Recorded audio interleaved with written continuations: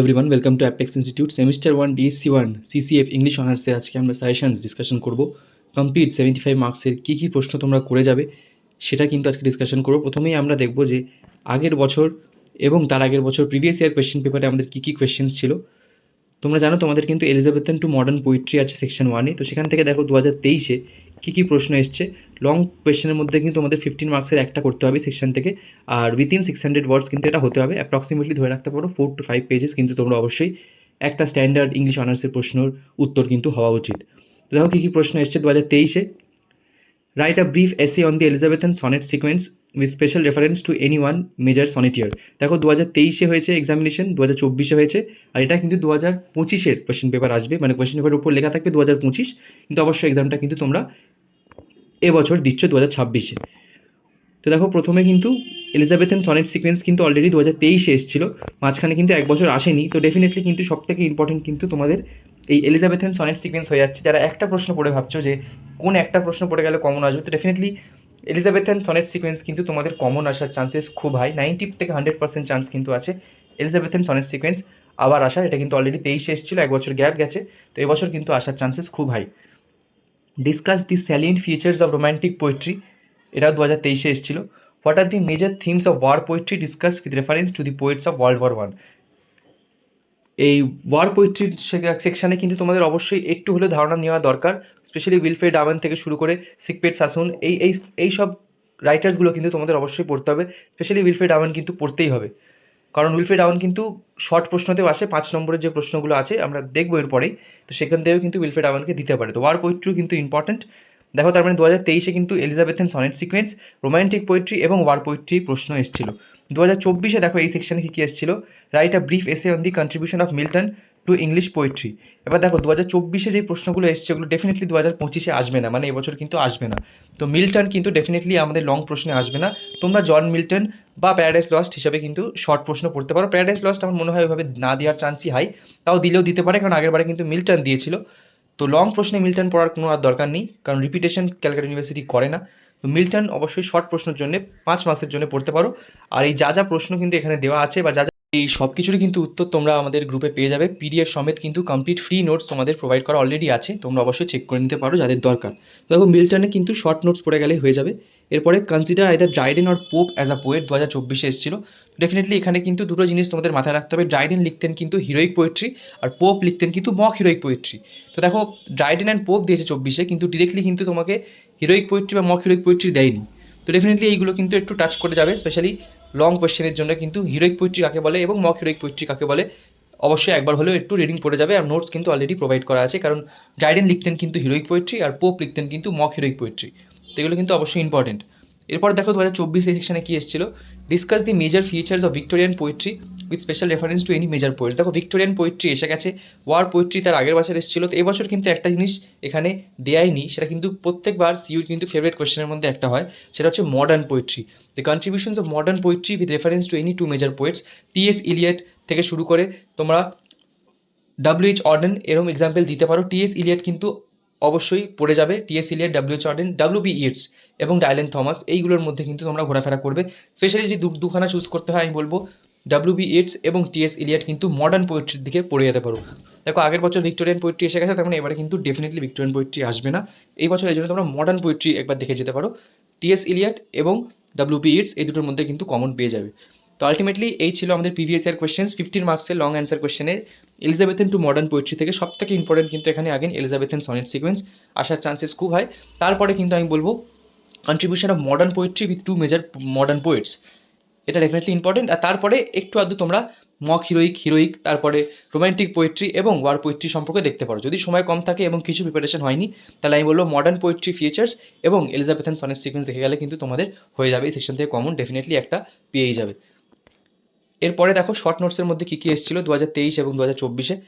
এই সেকশানেই মানে Elizabethan to modern poetry থেকে 5 নম্বরের প্রশ্ন তোমাদের দিলে কিন্তু 200 ওয়ার্ডসের মধ্যে লিখতে হয়। 200 ওয়ার্ডস মানে কিন্তু 1 পাতা থেকে 2 পাতা, ওর বেশি লেখার কোনো দরকার নেই, একটু বড় বড় করে লিখবে যাতে পেজ কনজিউম করতে পারো। ইংলিশ অনার্সে কিন্তু অ্যান্সার্স ব্রিফ লেখার কোনো জায়গাই নেই, এখানে কিন্তু তোমাকে অ্যান্সার বড় করতে হবে। বুঝতেই পারছো, এটা কিন্তু অনার্স, এটা কিন্তু স্কুল লেভেলের এক্সামিনেশন নয়। অনার্সে কিন্তু কোটেশন মাস্ট এবং পেজেস দিতে হবে, ঠিক আছে, অ্যান্সার যাতে একটু ভলিউম হয় তবেই কিন্তু তোমরা 15তে 12 বা 13 এরকম পেতে পারো। অ্যান্সারে ভলিউম হতে হবে, কোটেশন হতে হবে, তবেই কিন্তু অ্যান্সার একটা স্ট্যান্ডার্ড ইংলিশ অনার্সের অ্যান্সার আমরা লিখতে পারি। অবশ্যই এই কমপ্লিট ওয়েটা কিন্তু আমরা আমাদের নোটসে অলরেডি প্রোভাইড করেছি, তোমরা চেক করে নিতে পারো। এরপরে দেখো 5 নম্বরের যে প্রশ্ন আছে 200 ওয়ার্ডের মধ্যে লিখতে হবে, এক পাতা লিখলেই হবে, এতে বেশি কোনো চাপ নেই।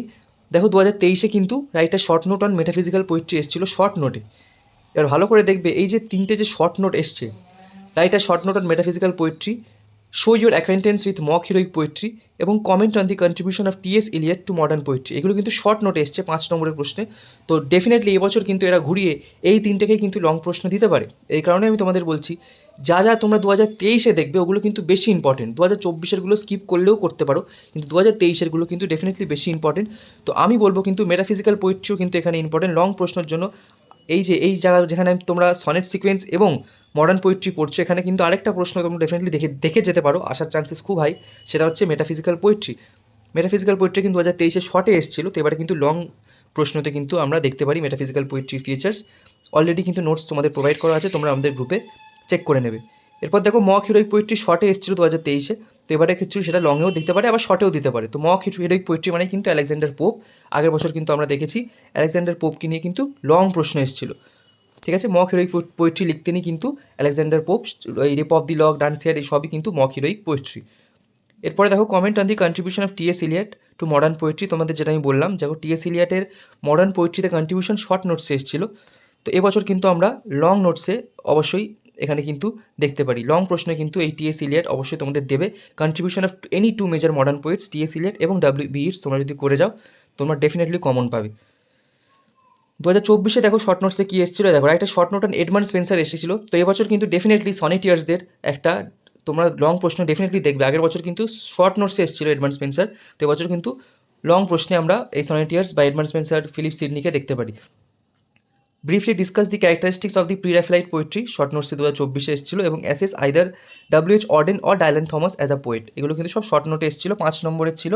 তো 5 নম্বরে কিন্তু 5টা পয়েন্ট যদি তোমরা লেখো সেটাই কিন্তু এনাফ। তো মোটামুটি সনেট সিকোয়েন্স আর modern poetry, metaphysical poetry, mock heroic poetry পড়লে কিন্তু আমার মনে হয় লং এবং শর্ট দুটোই কিন্তু কভার হয়ে যাবে। আমি তাও শর্ট নোটসের কিন্তু আরও কী কী পড়তে পারো আমি এরপরে দেখাবো তোমাদের সাজেশনস অনুযায়ী, কিন্তু আমার মনে হয় তোমরা যদি এই কটাই পড়ো ইম্পর্টেন্টগুলো, তোমরা কিন্তু হয়ে যাবে।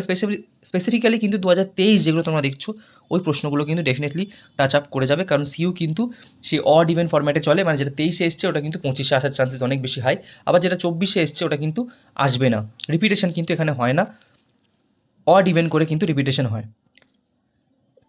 এরপর দেখো 2023-এর আমাদের যে সেকশন 2 আছে, আমাদের যে সনেট 73, দ্য সানরাইজিং, জন ডানের, কিডসের রোড টু অটম, ডাব্লিউ.বি. ইটসের সেকেন্ড কামিং এবং টেড হিউজেসের ক্রোজ ফল, এই যে 5টি টেক্সট আছে, পোয়েম আছে, এই পোয়েমের মধ্যে কী কী প্রশ্ন আছে দেখব। দেখো এখানে কিন্তু তোমাদের 3টে প্রশ্ন করতে হবে 15 নম্বরের, 600 ওয়ার্ডসের মাঝখানে, আমি বললাম যেটা 4 থেকে 5 পাতা কিন্তু মিনিমাম তোমাদের লিখতেই হবে।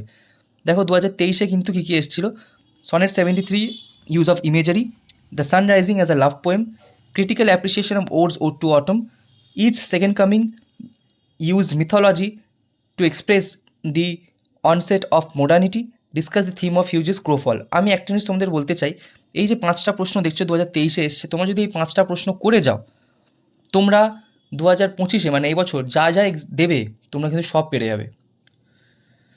এখানে 3টে প্রশ্ন তোমাদের অ্যাটেন্ড করতে হবে। আমি বলবো যাদের সময় কম, বুঝতে পারছো না কী আসবে কী আসবে না, এই 5টা প্রশ্নই করে যাও। আর একটা জিনিস মাথায় রাখবে, যে কোনো প্রশ্ন দিয়ে কিন্তু ক্রিটিক্যাল অ্যাপ্রিসিয়েশন আসতে পারে। 2023-এ যে দেখেছো যে ওড টু অটম থেকে এসেছে, তো এবারে কিন্তু ডেফিনেটলি সেকেন্ড কামিং থেকে দিতে পারে।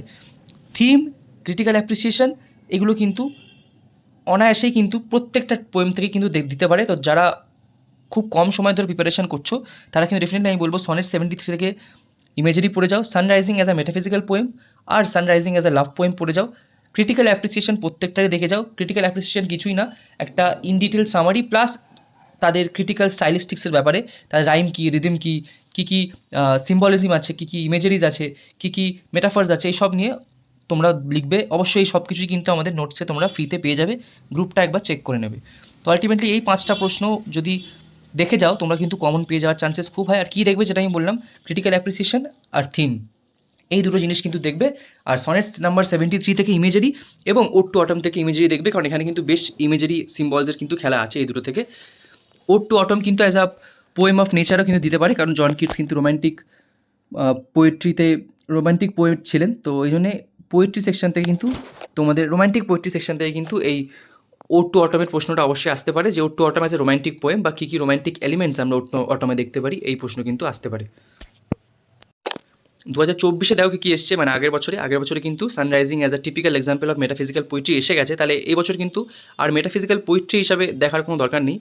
কি দেখবে তাহলে, the sunrising as a love poem, the sunrising as a representative of metaphysical poetry এসে গেছে, এই জন্য কিন্তু এটা আর দেখার কোনো দরকার নেই। Sunrising as a love poem এবং সানরাইজিংয়ের ইউজ অফ কনসিটস, আর সানরাইজিংয়ের প্রশ্ন আসতে পারে যে কীভাবে সিম্বলস অ্যান্ড ইমেজারি ইউজ করা হয়েছে, আর ক্রিটিক্যাল অ্যাপ্রিসিয়েশন, যেটা আমি বললাম ক্রিটিক্যাল অ্যাপ্রিসিয়েশন কিন্তু যে কোনো তিনটে টেক্সটে তোমরা যদি দেখে যাও একটা দুটো আসবেই, নয় ক্রিটিক্যাল অ্যাপ্রিসিয়েশন দেবে, নয় থিম দেবে, নয় ইমেজারি দেবে, আমরা তো এটা বুঝতেই পারছি এখান থেকে। তো দেখো কিডসের কিন্তু ওড টু অটমের ইমেজারি আগেরবারে এসে গেছে, তো এবারে কিন্তু সিম্বলস দিতে পারে, বা ওড টু বা Keats as a poet of nature on the basis of ode to autumn, বা ode to autumn as an ode, ঠিক আছে, ode to autumn as an ওডও কিন্তু দিতে পারে। তো এই প্রশ্নগুলো কিন্তু অবশ্যই দেখে যাবে, অ্যাজ অ্যান ওড কিন্তু এখানে ইম্পর্টেন্ট হয়ে যাচ্ছে, কারণ আগের বছর কিন্তু ইমেজারি এসে গেছে, ক্রিটিক্যাল অ্যাপ্রিসিয়েশনও কিন্তু দিতে পারে ওড টু অটম থেকে। Comment on the relevance of title of its এর সেকেন্ড কামিং, দেখো টাইটেল কিন্তু আগেরবারে সেকেন্ড কামিংয়ে এসে গেছে, তো এবারে কিন্তু সিম্বলস আর ইমেজারি খেলা আমরা দেখতে পারি, থিম, সিম্বলস, ইমেজারি এবং ক্রিটিক্যাল অ্যাপ্রিসিয়েশন যদি সেকেন্ড কামিং থেকে পড়ো আমার মনে হয়ে যাবে। ক্রোজ ফল থেকে কিন্তু এসে অন দি সিম্বলিজম এসে গেছে, তো এখানে কিন্তু থিম তোমরা বলতে পারো, বা ক্রোজ ফল অ্যাজ আ মডার্ন পোয়েম এটাও কিন্তু আসতে পারে। তো আলটিমেটলি দেখো এই সেকশন থেকে কিন্তু বেশি অত চাপ নেওয়ার কিছু নেই, তোমরা যদি একটা একটা করে অ্যান্সার লিখে যাও, প্রিপেয়ার করে যাও, প্রত্যেকটি টেক্সট থেকে তোমরা কিন্তু কমন পেয়ে যাবে। আমি বলবো যে কোনো 3টে বা 4টে পোয়েম থেকে ভালো করে পড়ে যাও, একটাই মাস্টার নোটস বানাও, একটাই অ্যান্সার বানাও, যেখানে কিন্তু ক্রিটিক্যাল অ্যাপ্রিসিয়েশন থাকবে, ইম্পর্টেন্ট সিম্বলস থাকবে, ইম্পর্টেন্ট মোটিভস থাকবে, ইম্পর্টেন্ট থিম থাকবে, তাহলেই কিন্তু হয়ে যাবে। তো এই ছিল আমাদের সেকশন 2 এর। এবার দেখবো শর্ট কোয়েশ্চেনে কী কী এসেছিলো আমাদের সেকশন 2তে। তো সেকশন 2 এর শর্ট কোয়েশ্চেনে দেখো 200 ওয়ার্ডসের কিন্তু লিখতে হবে তোমাদের, যেটা বললাম 1 পাতা থেকে 1.5 পাতা বা 2 পাতা ম্যাক্সিমাম। 5 নম্বরের কিন্তু দুটো থাকবে। 2023-এ এবং 24-এ কী এসছে আগে দেখে নাও, এই 5টি পোয়েম থেকে কিন্তু 5টিই থাকবে, 5টা অপশানে থাকবে, তোমাদের কিন্তু যে কোনো দুটো করতে হবে। তার মানে কি, যে কোনো দুটো পোয়েম তোমরা যদি একটু ভালো করে যাও তোমরা কিন্তু পেয়ে যাবে। আমি তোমাদের সাজেস্ট করবো ডেফিনেটলি সনেট নাম্বার 73 অবশ্যই পড়ে যাবে, আর দ্য সানরাইজিং কিন্তু অবশ্যই পড়ে যাবে। এই দুটো যদি তোমরা পড়ে যাও তোমরা কিন্তু শর্ট ভালো করে মানে লাইন বাই লাইন কিন্তু পড়ে যাবে, ঠিক আছে। তোমরা অবশ্যই গুগলে সার্চ করবে line by line analysis of the text, এরকম পেলেই সার্চ করলে কিন্তু তোমরা পেয়ে যাবে। লাইন বাই লাইন কিন্তু এই দুটো পোয়েম পড়ে যাবে, সনেট নাম্বার 73 এবং জন ডানের দি সানরাইজিং। এতে কী হবে, যাই তোমাদের শর্ট কোয়েশ্চেন লিখ এই 5 নম্বরের দুটো তোমরা কিন্তু পেয়ে যাবে, আর কিন্তু বাকি 3টে অত ভালো করে না পড়লেও, লাইন বাই লাইন অত না পড়লেও হবে, বাকি 3টের জন্য তোমরা শর্ট কোয়েশ্চেনের জন্য একটা অবশ্যই দেখে যাবে। তো দেখো sonnet 73, who or what is described as death's second self and why, বুঝতেই পারছো একদম কিন্তু contextual in depth. Sonnet number 73 কেউ যদি লাইন বাই লাইন না পড়ে যায় বা না বুঝে যায়, সে কিন্তু এই 5 নম্বরের প্রশ্ন লিখতে পারবে না। তো তোমাদের কিন্তু ভালো করে এই দুটো পোয়েম পড়তেই হবে, সনেট নাম্বার 73 এবং জন ডানের the sun rising. Why is the sun called a busy old fool, এটা কিন্তু আগেন তোমাদের যেটা বললাম যে লাইন বাই লাইন কিন্তু এই মেটাফিজিক্যাল পোয়েমটাও পড়ে যেতে হবে, দ্য সানরাইজিং বাই জন ডান। কেন সানকে বিজি ওল্ড ফুল বলা হয়, এটা কিন্তু 2023-এ এসেছিলো, বুঝতেই পারছো ইনডেপথ একদম পুরো কন্টেক্সচুয়াল কিন্তু প্রশ্ন, ভালো করে না করলে পারবে না। Thou hast thy music too, what is this music? তো দেখো এটা কিন্তু তোমাদের ওড টু অটম থেকে নেওয়াই লাইনটা, তো বুঝতেই পারছো ইনডেপথ কিন্তু প্রশ্ন হচ্ছে, শর্ট প্রশ্ন, তো যে কোনো দুটো পোয়েম কিন্তু ভালো করে পড়ে যেতেই হবে। How is the rough beast described in the second coming, why did the crow decide to attack the sun, মানে 5টি পোয়েম থেকেই কিন্তু 5টি শর্ট প্রশ্ন থাকবে, যেখান থেকে তোমাকে দুটো করতে হবে, তো যে কোনো দুটো পোয়েম ভালো করে পড়ে গেলে কিন্তু হয়ে যাবে। দেখো 2024-এ কী এসেছিলো, বেয়ার উইন্ড কোয়ার্স, এটা কিন্তু আবার sonnet 73, what is described thus and why. I could eclipse and cloud them with a wink. What could the poet eclipse and why does he not do so? 2024-এ এসেছিল, এটাও কিন্তু the sunrising থেকে এই লাইনটা তোলা, মানে একদম কিন্তু এক্স্যাক্ট লাইন তুলে তুলে দিচ্ছে শর্ট প্রশ্নের জন্যে। এরপর আমরা দেখে নেবো কিছু ইম্পর্টেন্ট প্রশ্ন তোমাদের লাস্ট মিনিট সাজেশন 2026-এর এক্সামিনেশনের জন্য কী কী প্রশ্ন তোমরা পড়ে যেতে পারো। দেখো contribution of Elizabethan sonneteers in English poetry এবং modern poets of English poetry, এটা বললাম, এই দুটো কিন্তু খুব ইম্পর্টেন্ট তোমাদের এবছর এক্সামিনেশনের জন্যে। এরপরে লং কোয়েশ্চেনের মধ্যে কিন্তু রোম্যান্টিক পোয়েটস বা প্রি রোম্যান্টিক পোয়েটস কিন্তু অবশ্যই ইম্পর্টেন্ট, এখানে কিন্তু অলিভার গোল্ডস্মিথ, উইলিয়াম ব্লেক এবং উইলিয়াম কলিন্সের ব্যাপারে তোমরা লিখতে পারো। যদি তোমাদের প্রি রোম্যান্টিক পোয়েট্রি বা ট্রানজিশনাল পোয়েটসের ব্যাপারে প্রশ্ন করে তাহলে কিন্তু এরা পড়বে। ট্রানজিশনাল পোয়েট্রিও কিন্তু এদের মধ্যেই পড়ে, প্রি রোম্যান্টিক পোয়েট্রিটাকেই। Contribution of any two major metaphysical poetry, যেটা বললাম অ্যান্ড্রু মার্ভেল, জন ডান নিয়ে কিন্তু অবশ্যই মেটাফিজিক্যালের একটা লং নোটস তোমরা পড়ে যাবে, বা the characteristics of metaphysical poets. Short প্রশ্ন থেকে এখান থেকে কিন্তু যেটা বললাম তোমাদের কিন্তু রেপ অফ দি লক পড়ে যেতে হবে আলেকজান্ডার পোপের, বা মক হিরোইক পোয়েট্রির একটা এক্সাম্পল। প্যারাডাইস লস্ট পড়ে যেতে হবে জন মিল্টনের, কারণ জন মিল্টন কিন্তু 2024 এসেছিল, এবং উইলফ্রেড ডাভানকে একটু হলেও দেখে যাবে, যেটা কিন্তু 2023 এসেছিল। এরপরে সেকশন 2 থেকে আমরা যদি দেখি সনেট 73 থেকে কিন্তু ইমেজারি 2023 এসেছিল, very important. Sonnet number 73 as a poem on love, time and death, the theme of love and transience, বা the major theme of the poem. অবশ্যই ক্রিটিক্যাল অ্যাপ্রিসিয়েশন, যেটা বললাম প্রত্যেকটি পোয়েমের কিন্তু একবার হলেও দেখে যাবে। আর এমন করেই অ্যান্সার তোমরা বানাও যে প্রত্যেকটি প্রশ্ন কিন্তু একটা নোটেই হয়ে যায়। সানরাইজিংয়ে the sun rising as a love poem 23 এসেছিল। মেটাফিজিক্যাল পোয়েম কিন্তু 24 এসেছিল, তো এই বছর কিন্তু পড়ার কোনো দরকার নেই। Discuss the theme of love's transcendence in the sun rising, how does Donne portray the power of love over time and space, or write the critical appreciation of the poem the sun rising. এগুলো আমি যেটা বলছি প্রত্যেকটি poem থেকে কিন্তু একটাই notes বানাবে, এই প্রশ্নগুলো যাতে থাকে সেই অনুযায়ী কিন্তু বানাবে। ওড টু অটম থেকে দেখো, discuss briefly Keats treatment of nature with reference to ode to autumn. Consider Ode to Autumn as Keats's maturest poem, the philosophical view of Ode to Autumn, critical appreciation। এখানে কিন্তু Ode to Autumn as an ode ও কিন্তু দিতে পারে, আমি তোমাদের বলে রাখলাম। এই Ode to Autumn as an ode কিন্তু দেখে যাবে। আর যেটা বললাম একটাই অ্যান্সার বানাবে, কিন্তু এই সবগুলো এতে থাকে। স্পেশালি যখন তোমরা একটা ওডের ওপরে লিখছো, তো কেন তাকে ওড বলা হচ্ছে এই ব্যাপারে কিন্তু অবশ্যই পড়ে যাও। ইন কেস যদি একটা আউট অফ দি বক্স প্রশ্ন আসে, তোমরা কিন্তু সেটা উত্তর লিখে আসতে পারবে। কম্পিটিশন থেকে কিন্তু অনেকটাই তোমরা এগিয়ে যাবে যদি ode to autumn as an old প্রশ্নটি আসে। দি সেকেন্ড কামিং থেকে কিন্তু ক্রিটিক্যাল অ্যাপ্রিসিয়েশন পড়ে যাবে, second coming as a modern poem, এবং analyse the central theme of chaos and disintegration in the second coming, how does Yeats depict the collapse of order, how does Yeats depict the collapse of order in the modern world. মানে একটা symbolism নিয়ে কিন্তু প্রশ্ন অবশ্যই এখানে করতে পারে। তো মোটামুটি যেটা বললাম একটাই নোটস বানাও, এই প্রশ্নগুলোর অ্যান্সার যাতে থাকে সেই হিসাবে কিন্তু বানাও। এরপরে দেখো ক্রোজ ফল থেকে কিন্তু imagery, critical appreciation, theme of loss and transformation, how does the poet use the figure of the crow to explore these themes, consider crow's fall by Ted Hughes is based on human condition, আর title. তো ultimately crow's fall কিন্তু সেরমভাবে করার দরকারই নেই, তোমরা যদি বাকি চারটে অলরেডি করে যাচ্ছ, তাও যারা অ্যাটেম্প্ট করবে তাদের জন্য কিন্তু এগুলো দেওয়া। মোটামুটি যেটা বললাম একটাই অ্যান্সার বানাবে, কিন্তু লং বানাবে। এরপর 5 নম্বরের প্রশ্ন যে কোনো দুটো কিন্তু করতে হবে, 5টাই থাকবে, 5টাই কোটেশন ওয়াইজ থাকবে, তোমাদের কিন্তু যে কোনো দুটো করতে হবে। এর মধ্যে কিন্তু ইম্পর্টেন্ট হচ্ছে তোমাদের লাইন, কিছু কিছু লাইন আমি দিচ্ছি, এগুলো অবশ্যই দেখে যাবে। Love all alike, no season knows nor clime, nor hours days months which are the rags of time, shine here to us and thou art everywhere, this bed thy centre is, this walls thy sphere. এটা কিন্তু তোমাদের sun rising থেকে very important line. Sun rising কিন্তু line to line ভালো করে পড়ে যাও, এই লাইন কিন্তু আসতে চলেছে এক্সামিনেশনে। এরপর দেখো turning and turning in the ওয়াইন্ডিং gyre, the falcon cannot hear the falconer, things fall apart, very important line. এই থিংস ফল অ্যাপার্ট কিন্তু চিনো অ্যাচিভির একটি নোভেলও আছে। তো এই ক্ষেত্রে কিন্তু আমরা